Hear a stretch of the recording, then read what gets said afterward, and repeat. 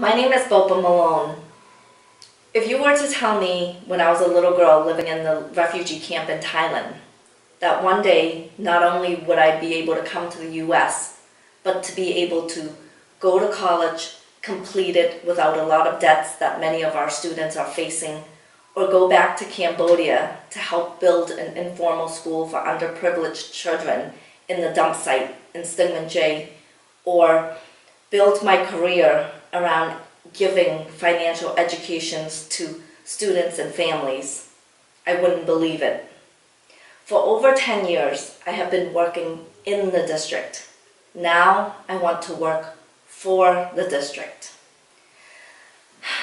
The sad reality is that the American dream has become more and more out of reach for ordinary people, families, and students. I'm running because I want everyone to have access to opportunities, a good education, and health care, and thrive just like I did. As someone that have come here as a refugee woman, a wife, a mother, and a community activist, I have achieved my American dream.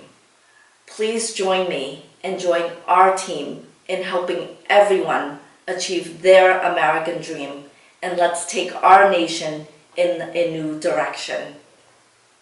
Welcome to the Sun. Thank you so much, Chris. Thank you for having me. Thank you, Jim. Thank you, Alana. I'd like to just go over a couple of ground rules. You are now the 8th candidate for the 3rd Congressional District that we've had. We're more than halfway through the field. Wow. We've tried to treat everyone equally, Yes. and I think we've done a good job with that. You'll have a couple minutes to introduce yourself and state why you're running for Congress. Yeah.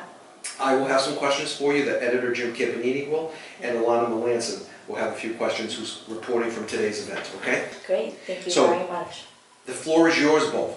Take it away. Why are you running for 3rd Congressional District? Great. Well, thank you so much for having me here this morning. I'm very honored to be here. And my name is Bopha Malone. I have been working in the greater Lowell community for over 10 years. And in addition to working here, providing financial education to families and young professionals, I have been very involved in the community. For example, I sit on the board of Middlesex Community College, Lowell General Hospital, Girls Inc., Women Working Wonders, just to name a few. Also recently, Working Cities as well. So over the years, I've been working with these organizations, Chris. I've connected with students, I've connected with families, I've connected with patients. I just feel that more and more the American dream is out of reach for ordinary people. And for me, coming here as a refugee at age 9 with nothing but the clothes on my back, speaking no English at all, because America was so welcoming to me. I had caring mentors, caring teachers that took the time to help me. I've been able to achieve my American dream. So more than ever, I just feel that this is such a great opportunity to make a bigger impact in our community on a greater level. So when Congresswoman Tsongas announced her retirement, I never thought of being a politician.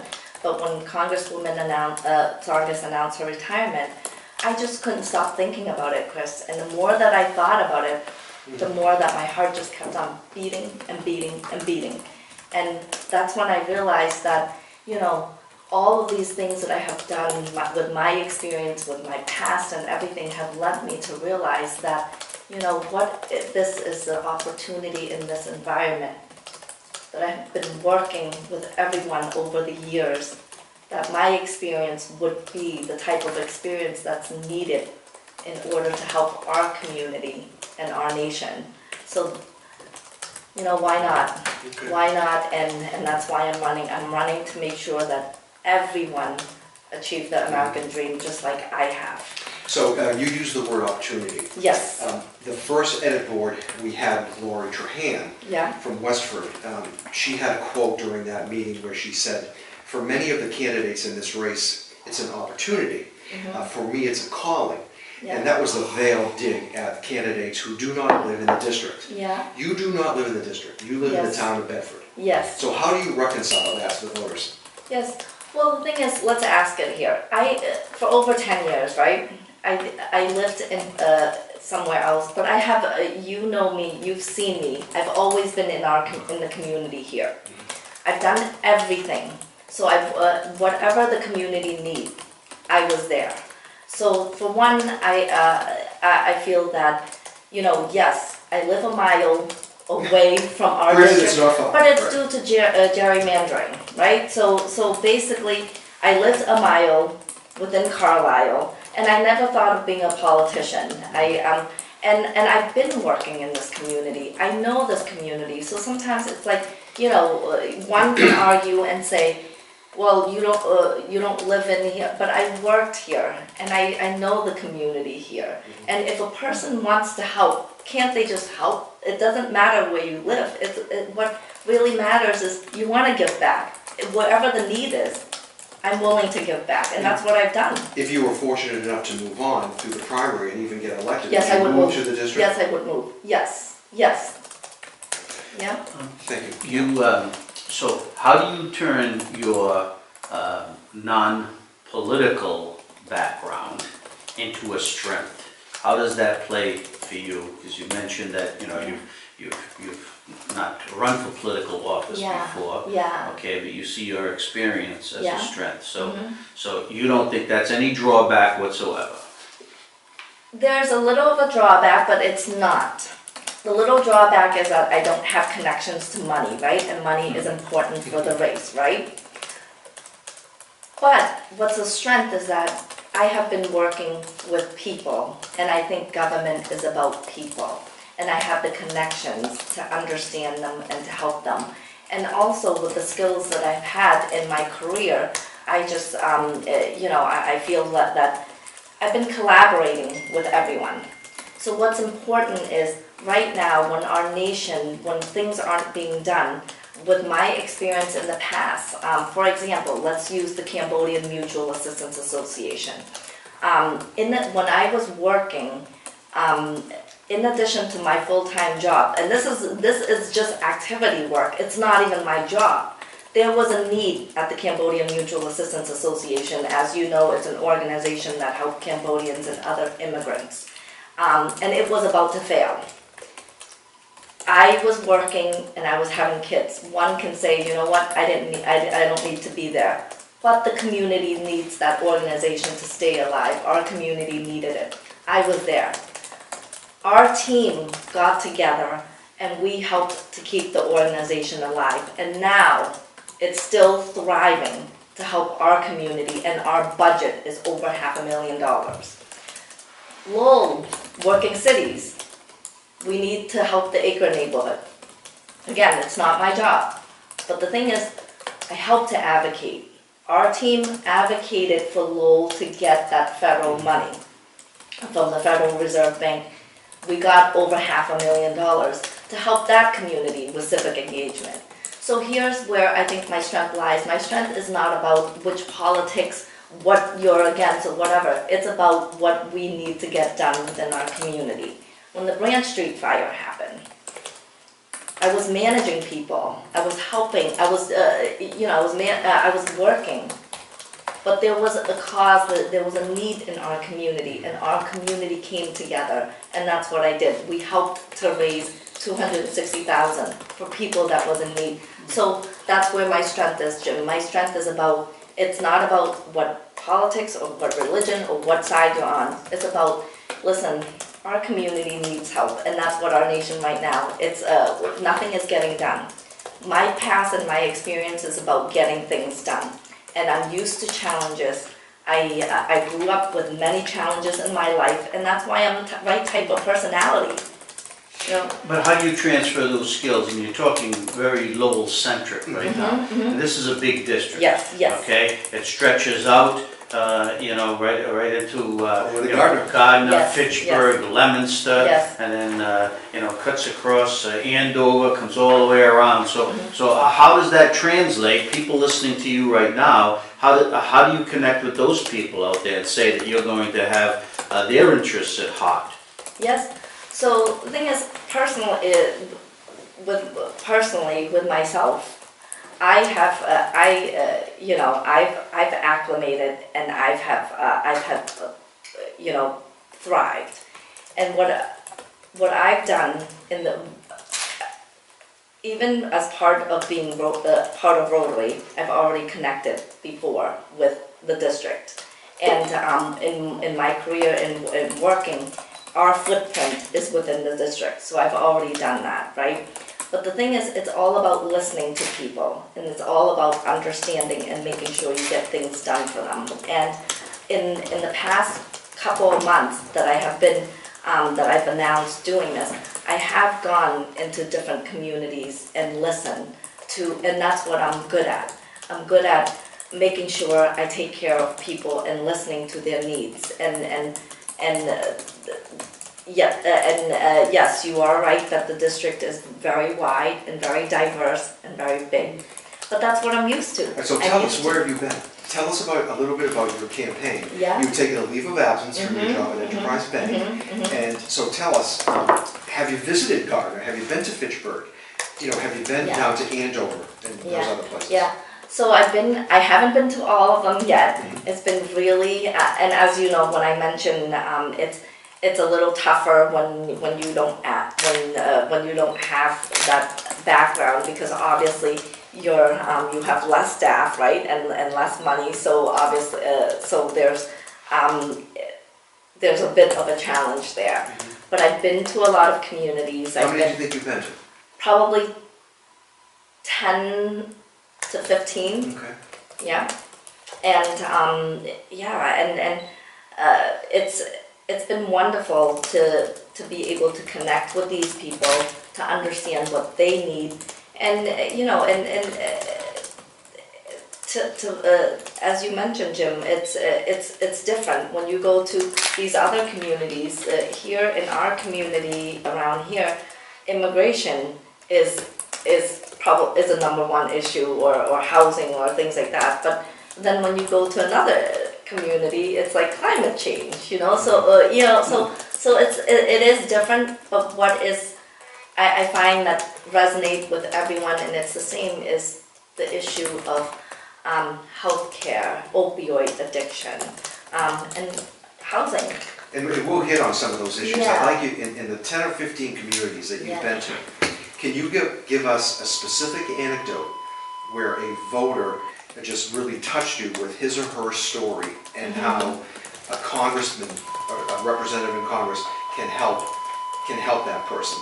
I don't expect you to tell us who it was. Yeah, but it was Jay Mulligan. But where did it happen? It was Jay Mulligan in Hudson. Okay. And tell us about Mr. Mulligan. Yeah, so Jay told me, so we're talking about how this system isn't fair, right? Of why people aren't getting what they need. And Jay said, I'm working 3 jobs, Bopha. Jay, why are you working 3 jobs? Because one of my jobs is to pay for health care. And then he goes on to tell me these other things, right? And so what touches me, Chris, is that, as I mentioned earlier, where ordinary people are not getting what they need and they're not being taken care of, Jay shouldn't have to work 3 jobs. You know what I mean? Just to take care of himself and his family, and that's wrong. And so and how and that's one of the focus that I would like to focus on is healthcare, because healthcare should be a right for all, and it should be one shouldn't have to. The number one reason why people go into bankruptcy is basically they don't pay their medical bills, right? People shouldn't have to go bankrupt just because they get sick. All right, so since we're on healthcare, this is a question that Chris has been consistent in asking. He's not here, so I'll ask you. What is your vision for the future of American healthcare? Would you support a bill that returns the individual mandate to the Affordable Care Act And do you support a single payer medical for all option that some Democrats have been touting in recent months? I think Yeah. there are three little questions there. So, yes, I would support Medicare for all. And I would support Medicare for all because, first of all, the Affordable Care Act was the first step already, but we need to go beyond that to Medicare for all. And the reason why we should have Medicare for all is basically then it would drive the private insurance to compete, and then that would keep the costs down, and then that would allow families to keep more money and be able to have more affordable living. And you know, with everything, with the cost of housing and what people are making, and in addition to having to pay for health care, and you know, I'm a mother having to pay for daycare and things like that. And in my career, what I've seen is that people aren't being able to get into their first homes. Because you know why? They're not having money to save. Because if you're making... What about the mandate? The mandate, yes. So you would, that's been stricken, you would want that back? Yes. So the Democrats passed the Affordable Care Act, okay? And they did it without one vote from anybody from the Republican Party. Yep. Okay, and they knew there was a lot of things that were wrong with that. Yeah. Okay, including they put in medical device taxes, they didn't know how it was going to be paid for. And yet the Democrats never tweaked it until this Congress, basically the Republicans, voted to, you know, change it. It still exists, but to make some changes with it.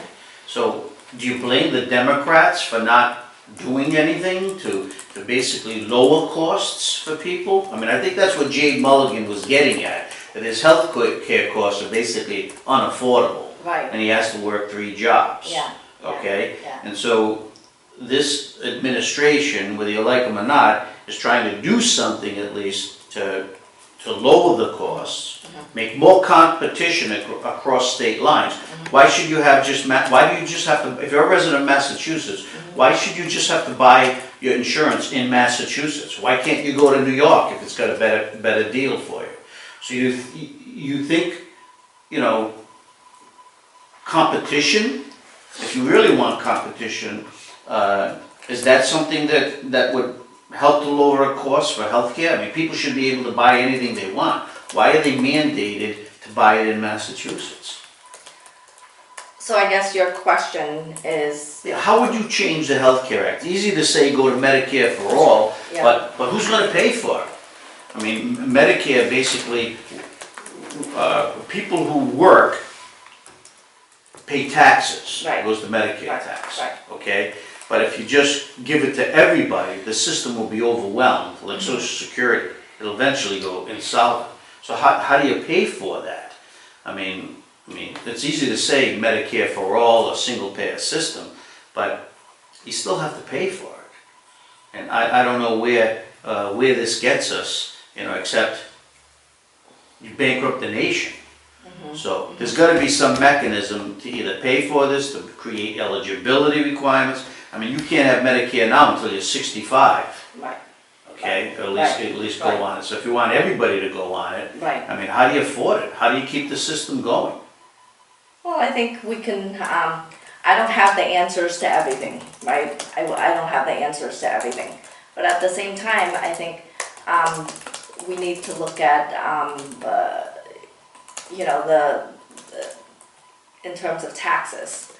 You know, the rich are getting less of a tax break. And I think in some ways to be able to help, you know, so you know, I don't have the answer for everything, but I feel that that's why we need to come together and work together and look at ways where we can make things affordable for people. Yes, it's you know, you have different things that are going on, and you have different things that are going on, and it's not it's a complex issue, but at the same time, it's something that it's a human right for people, and you know, and we shouldn't be people shouldn't be going bankrupt just because they're getting sick. So you know, I don't have all of the answers to everything, but at the same time, we need to come together and find a way. We talk about listening and bringing, you know, working together. So Yes. if a Republican has an idea Yeah. that is better than the Democrat idea, Okay. okay, would you support a Republican who has a better idea than a Democrat? Because it seems like in Washington right now, whether it's a Democrat or Republican who has the best idea, it's just partisan all the way around. Right. Which So it you shouldn't break be. from the mold. Yeah, which it shouldn't be, and that's what I've been doing, as I mentioned, for over for all my life. I feel like you know, that's what I've been doing, is working with everyone. If you have a great idea, we should be listening. Even if it's not a great idea, we should be listening. All right, so- Even if it's an opposing idea, So we should all. speaking of ideas, if you were in Congress as a Yeah. Democrat, would you Yeah. have voted to support President Trump's tax package, which was ultimately approved and signed No. into law? Tell us why. Because, you know, no, because of the fact that I believe that it benefits more of the 1% in the nation as opposed to everyone. Yes, normal families are seeing a little of a break now, but in the long run, it's really not going to help them, and it would just cost more for our nation. So in that case, it's you know, no. Alana, do you have? Okay, well, I just want to say now, I go to the same tax person Yeah. in Lowell every year. Yeah. Joe Meehan, okay, he's a registered Democrat, okay? And I made the same amount of money last year, okay, this year as I made last year. I didn't get any pay raise. 2.2 million? Like a lot of people, okay? And yet, all right, I am getting $2,000 more in tax return this year from the government than I got last year.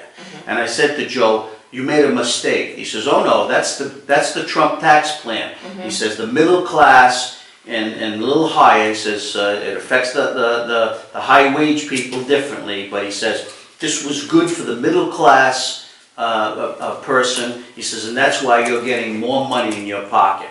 So for me, I made more money, the tax plan. I think it was good. Now, long term, as you mentioned, that bill will expire in 7 years. If you're elected, you'd have to get elected 2 more times, 3 more times. But eventually, Congress is going to have to vote on that again. Excuse me. Yeah.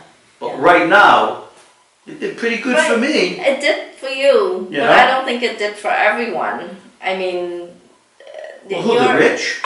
I mean, you say that it rewards the rich. I mean, I think I'm middle class. It did all right for me. Well, I Did know you that notice a bump? Have you done your taxes? I have not done my taxes yet, but I feel that you know, yes, it did well for you, but at the same time, I think there's a lot of others that are being left behind.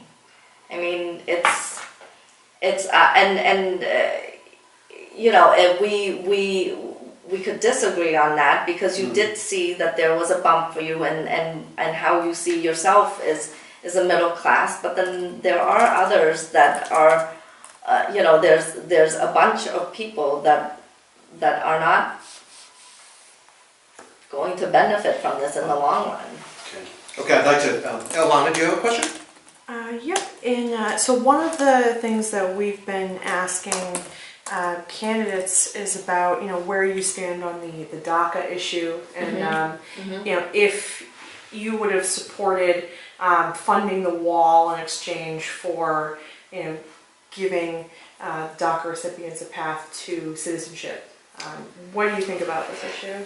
So, first of all, I think we need to protect DACA. So, personally, coming here as a refugee and having, as I mentioned earlier, sitting on the board of Middlesex Community College, having these students, I think we need to pass a Clean Dream Act, and basically it shouldn't be tied to anything. I wouldn't like it if my life was tied to a wall. Or I'm all about border security, right? We need enforcement, and we need to make sure that we keep our border safe, and I'm for that. But I think what's important is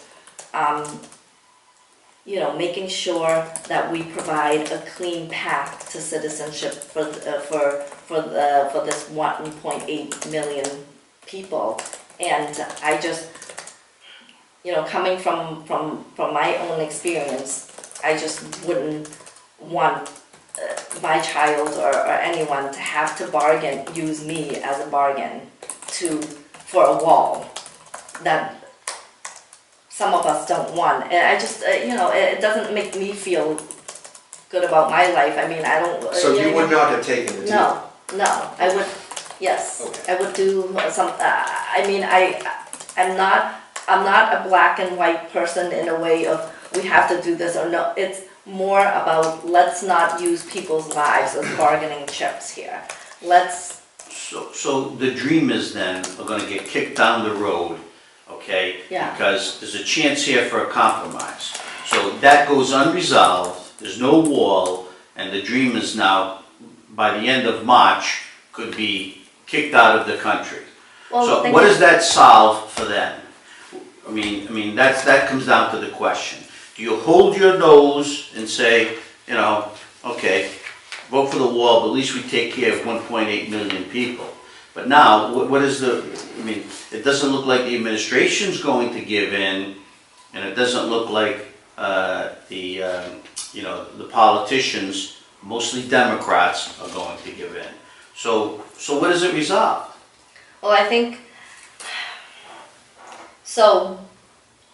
we don't, because of the Supreme Court, we're going to have a year. And still, it's still in limbo, right? It's still not right, because these people are living in limbo, and they don't know what's going to happen. And I understand where you're coming from, Jim, but I feel, I strongly feel that, there are other ways for us to work through this and find ways to negotiate on this instead of, and first of all, when President Trump ran, he basically mentioned that the wall was going to be paid by Mexico. So why not go back to that? Why are we changing things? When you ran and you know what I mean? So why didn't? So I'm not saying that we're not. I'm not saying that I'm not for protecting our. But there's also other ways to protect our borders, though. We have advanced technology, and that works. You know what I mean? Do we really need it? Does a wall really work? I don't know, right? But I'm not going to sit here and argue with you about that.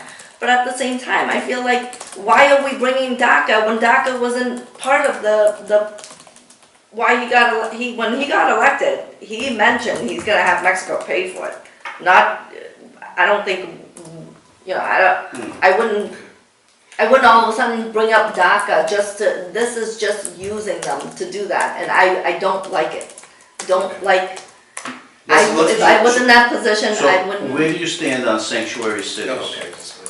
Where do I stand? I believe that we should protect our people.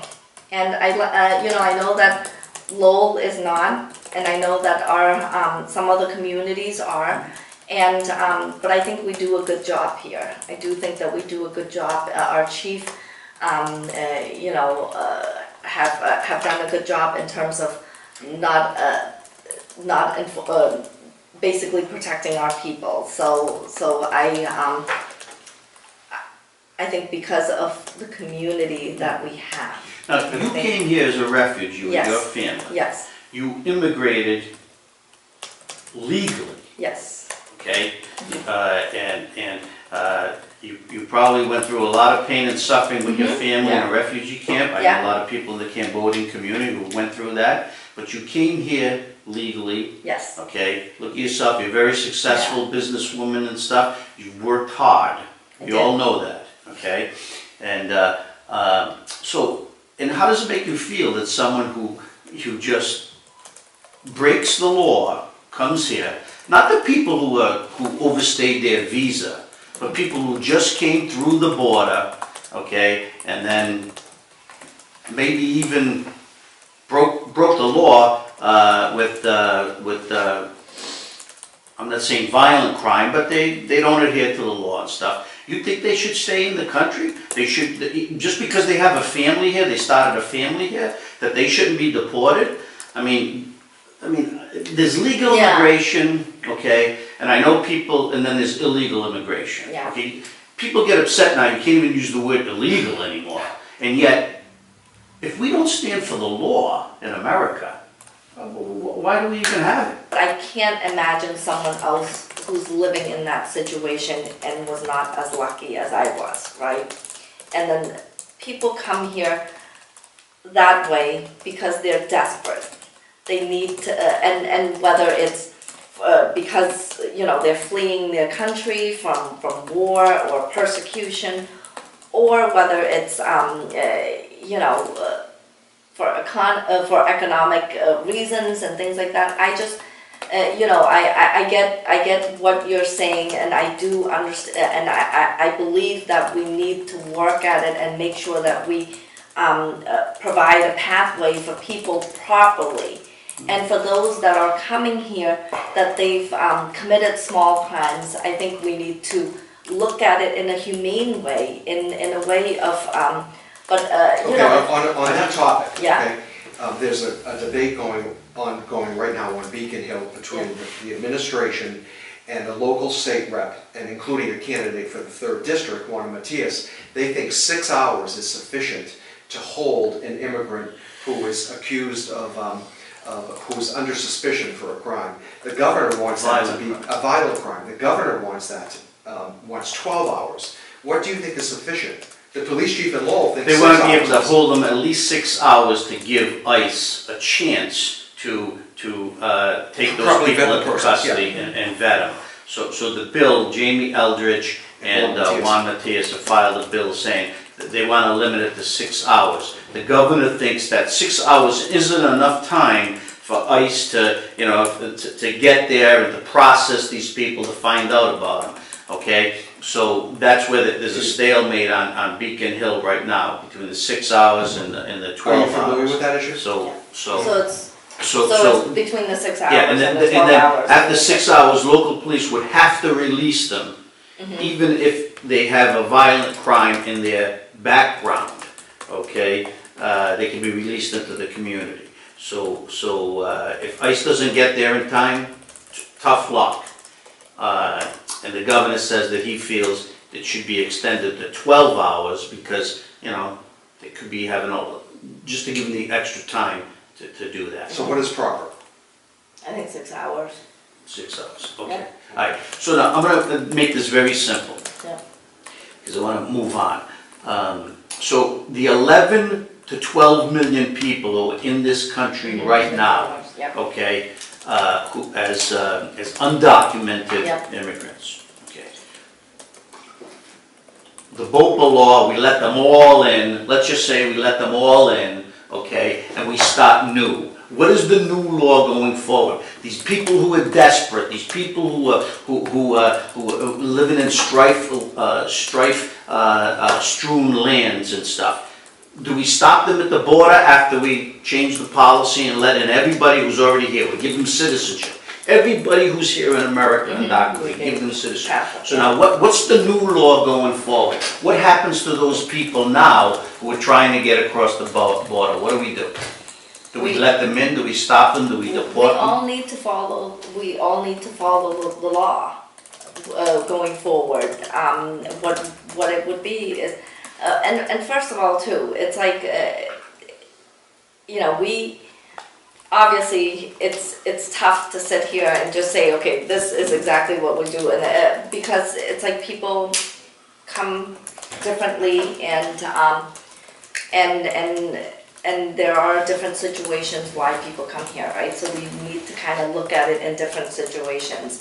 But at the same time, so one, because we might be open to you more due to, your country is not safe, or you're fleeing a certain situation, or there might be a need for our country to have specific jobs or things like that we, so it's tough for me to sit here right now, Jim, to give you all of that, but so we need to take into consideration these things, right? And at the same time, though, going forward, we all need to follow by. We really need to help people come in here legally. But it's tough to say what I really can't sit here today and tell you who can come in and who's not and how. But because it's like you never know. You never know what country is gonna. You never know what jobs we need. That we have to get the workers, immigrant workers that we need to have a way. So this is something that I would. I'm going to move on to a different topic now. Your congressman, Seth Moulton, Yes. is leading an effort in Congress, or he has, to try to replace the current minority leader, Nancy Pelosi, with someone who he thinks is more reflective of his ideals and some other members of Congress. Yeah. If you're elected, would you vote to retain Nancy Pelosi as the Speaker of the House, or would you support? Well, she's the minority leader, right? Minority leader. I would support Seth. And tell us why. Because I think, I think we need new blood. We need new blood, and we need to give people opportunities. And that's why I think, there's a lot of problems. Because these politicians are there for too long. And, and we need someone like me who's there who, you know what I mean? Give us more opportunities. You've led it already. You've paved the way and allowed others to move on as well, and then allow people like us who, and you need different views, different perspectives. So yes, I would. Okay. Besides immigration and what are some of the other issues, in healthcare, besides immigration and healthcare, when you go out and talk to the people, what are some of the top issues that they're telling you that they'd like you to address when you go to Congress? Education. Cost of education? Yes. Yes. I was very blessed, Jim, that I came here. I had I had a chance to, be able to go to school, even though it was a public education that wasn't even where I grew up wasn't as great, but it was free, and from early on, and then be able to go to college and complete it without a lot of debts, and because of that, it allowed me a step up, because I didn't have to worry about those things.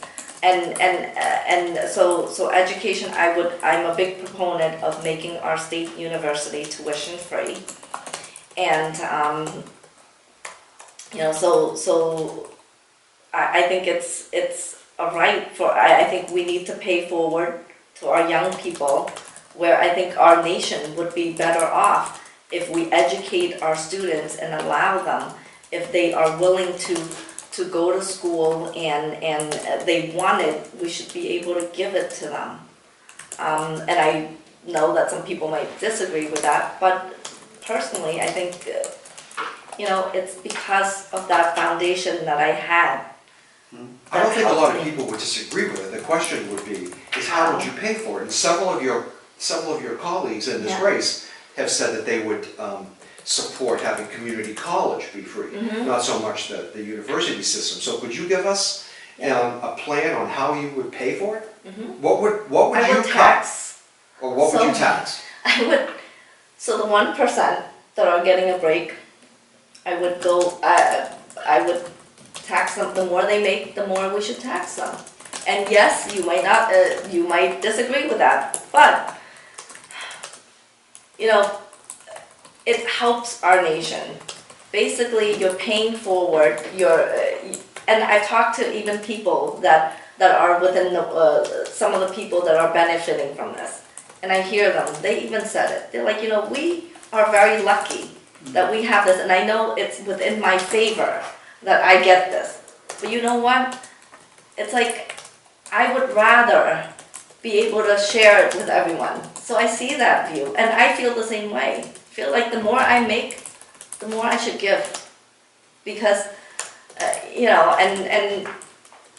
and yes, there's no guarantee, but my experience is that when I was young, I had many mentors who did that for me. And because of that, because I was a young person seeing this, I was able to learn that when, you know, you work hard, you see these people that are very successful, but they do the right thing. And in turn, you grow up to be a responsible person, and you do the right thing as well. So you help the country, you help them become stronger.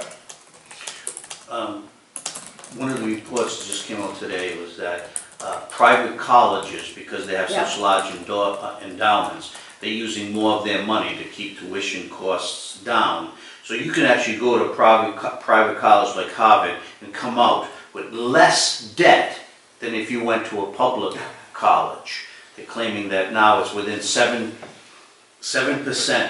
of the costs are right. The costs have risen 7% for public college students as opposed to people going to private colleges. Right. And they're saying, what are these public colleges doing with their endowments? You know, why aren't they trying to keep costs low? Because they've been raising fees, right? Yeah. Fees. Because of cuts. Student fees and housing costs. Yeah, but they're raising fees because there's cuts in the budget, and then I know it's tough. I'm on a board, and those are the tough decisions that you don't want to do. But it's like, in order to keep the college alive, you have to make certain decisions that you're not happy with. But at the same time, it's because, you know, the state cuts the budget, and how are we gonna keep our doors open, you know? Just a quick follow-up on that issue, though. You said you would, to pay for public college, you would tax the rich. Yeah. But don't you think you would need to take a look at budgets and look at salaries and exorbitant salaries? Yes. We need to, there's a number of things we need to do. I'm sorry I'm not stating everything, and I don't have the answer to everything either, but I think, you know, there's a number of things that we can look at. Alana, do you? Yeah, Alana, do you have anything? No, you can go ahead. Okay.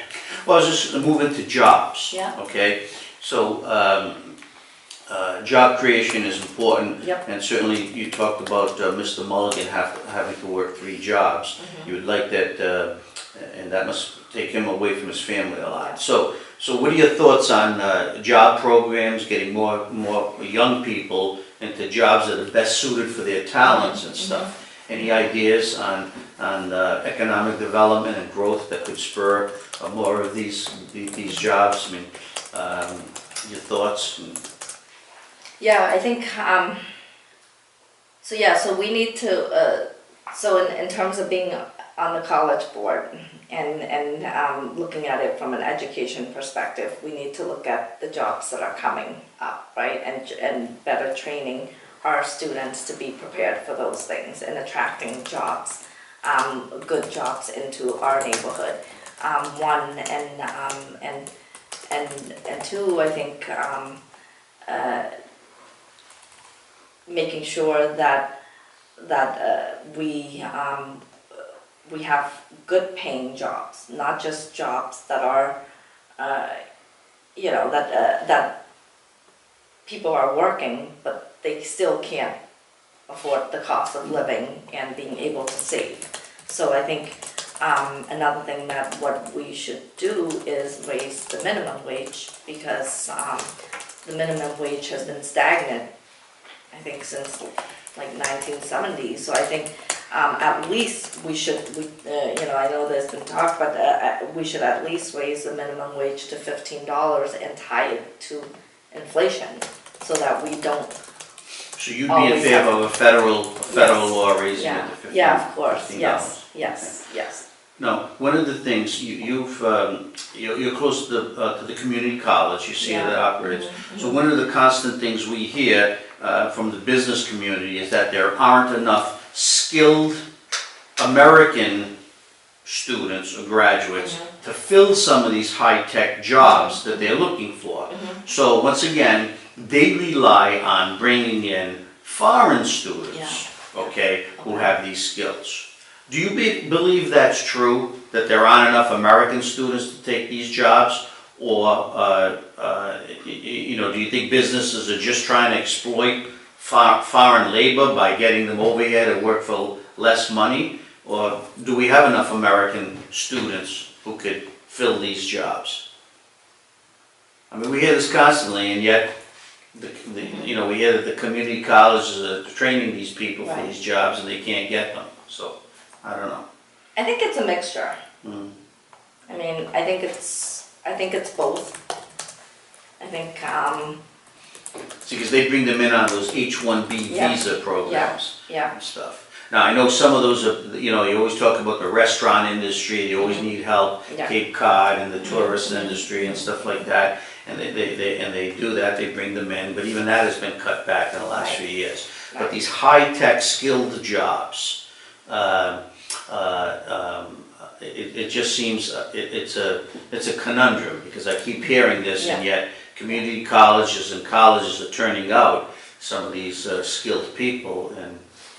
Yeah, I think, you know, so I see both sides, and I think it's both. I think I don't think it's one or the other. I think you know, I do think we and we're at the college, what we do, and even at the other college that I sit on, part of our strategic thinking is like, what are the jobs of the future, and how can we prepare our teachers and our students to be better trained? And at the same time, there are jobs that you know, whether we're not prepared for or our workers don't want, that we need immigrants for. But either way, I think we do need to continue to prepare our students and our workforce towards that. And then at the same time, when we do have immigrants here working at certain jobs, we need to not exploit them. We need to make sure that we protect them and protect their rights, and also, and it's not just for immigrants, it's for everyone. We need to make sure that we protect everyone. We need to make sure that everyone has the same opportunity, whether you were born here and you are having the same job, or you came here for the same job. It's not because you're an immigrant you're treated differently than, and you know, so I don't think I would choose one or the other, Jim. I think it's a mixture.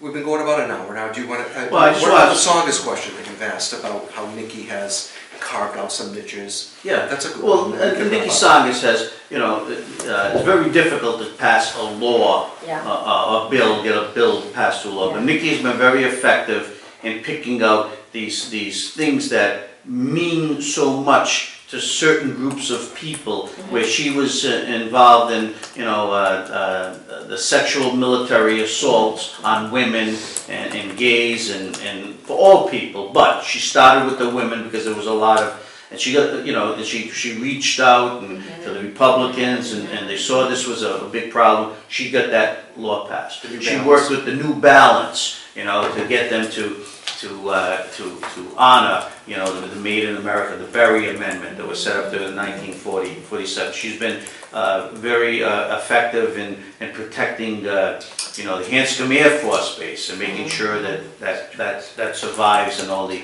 stuff that all the military departments that work out of there, the Air Force and stuff. Is there anything that you know, you get elected, you go to council, anything that you would like to do, that focus in on, that could really help this district in America anything in particular that you've been thinking about that, gee, if I get my chance, this is how I think I can make my impact? So first of all, and what you were mentioning about Congresswoman Tsongas, the things that she's working on, which I'm a proponent for as well, women and GBTQ community. You know, I'm a very big, as I mentioned earlier, with the organizations that I grew up in, Girls Inc. and Women Working Wonders, is you know, when we educate and provide equality for women, our nation is stronger and better. So I would, obviously, things that are going right, I would definitely want to help to move forward with Congresswoman's legacy as well. In terms of other things, there's a number of things that I would like to focus on. You know, the campaign finance reform. I think that's the main problem of everything here that we have, the issue that we have.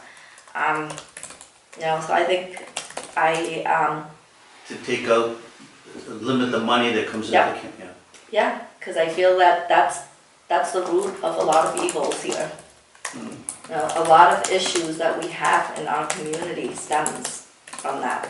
It's, you know, we have a lot of politicians being tied to big money, and who are they listening to and not listening to?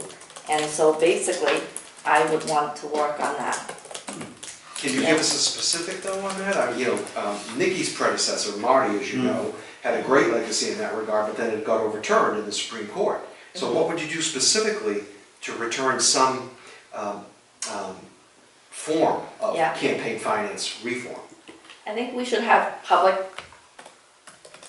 finance election, and I just think there's way too much money, and people are focused on the money, right? And so here, personally, I feel like I'm a good person who has been working in the community and has worked very hard, and it's not even my job, right? My job is working, a mother and a wife, but in addition to that, I have done everything in the community. And the thing is, I'm running because I want to continue to help people and help our nation and our community. But it shouldn't be that, you know, people can't really do that because they don't have the money and they don't have the connection. Like, because I don't have the connection, I'm far behind, and that's not fair. And that's why many people aren't being listened to, because they don't have money. It's about the checkbook. So if I can't write you that big check, doesn't matter.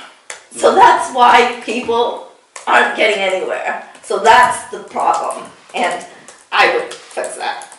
I would go in there, I would be the first proponent of that, because we should have people that love taking care of people, that want to listen and help and have done this. And if you look at my track record, that's what I've been doing. And it's really, it's not, and I'm a success already. And imagine good people that can't afford that, what I've been lucky to have. They're not they're not gonna be able to serve. I've heard so many good people within the community. When I run, I'm like, why aren't you running? Why, you know, can I ask why you're not doing this? They said, I can't raise the money. And maybe I'm just the crazy that says, you know what, I'm gonna do it anyways. But the thing is that, you know, you have good people that are not going to do this because it's already a barrier for them. So let's take that out. You know, if we take that out, do you think many people will run? I don't know. I was going to ask this question before, but I'll ask it now. But did you consider running for another political office? I never thought of being a politician. Okay. But sometimes people start, you know, as a selectman or as a rep or a senator, and then they try to climb the ladder. Now, I'm not saying everyone does that, but did you consider that? No, Chris, because you know why? I never thought, growing up, my parents fled the Khmer Rouge regime, which I was taught never to speak against government. That could get you killed. And I have a double whammy because I'm a woman, right? I was raised as a traditional Cambodian woman. Keep your head down, work hard, do as you're told. And that's what I did. My whole life I knew my pathway was I've been a part of this great community, right? I'm with a great organization where I know exactly what I wanted to do there. And I love helping the community, which I knew exactly what I was going to do. I never thought about being a politician. If I had this plan, I would have moved into the community. But my goal has been, let's help people. And this is but this opportunity, when it came up, as I mentioned to you before, it's like, you know, you read the newspaper for your job, and then you read what pertains to you, and you put it away, and you go on with your life, right? But when I read about Congresswoman Tsongas retiring, and then it talks about you know, her retirement and the community, and this was back in September when the Boston Globe reported this, and since then obviously we have The Boston Globe. But, I know you report. I know, but I read the Globe article. But the thing is, We won't hold that against you. no, I know. But, I love you guys, though. You know that. But the thing is, you know, when I read that, and then I don't know if you remember, it was in September. I read it, and then it talked about how Then you called me the next day, right? and then, well, that was why it was so tough, because when I read it, I felt I couldn't stop thinking about it, and the more that I thought about it, I just kept on, like, you know that there's something within you, and you're just like, no one knows, my husband doesn't even know, my work doesn't even know, who should I talk to, how should I even go about doing this, because it was never in my, how do you do this? Well, you've done it. Up. Yeah, no, I know, and that's the thing, it's like, So and I got are you glad you did it? yes, Yeah. I would not, it's challenging, it's tough, Good, pick the but table. it's worth Well, it.